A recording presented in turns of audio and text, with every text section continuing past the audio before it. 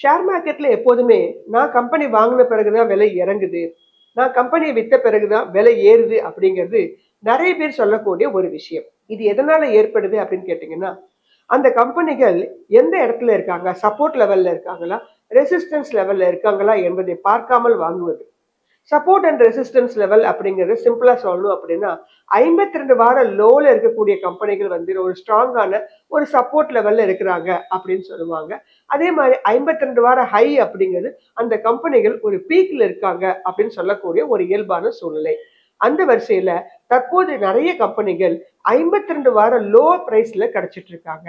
அதுல இருக்கக்கூடிய நல்ல கம்பெனிகளாக 10 கம்பெனிகள் நம்ம பார்க்க போறோம். டாடா மோட்டார்ஸ், இரண்டாவது RVNL, மூன்றாவது IREDA, நான்காவது ITI, ஐந்தாவது ஆயில் இந்தியா, ஆறாவது சயாண்ட், 7 திட்டகர் அண்ட் எட்டாவது Praj industry, 9 IEX, 10 Adani green.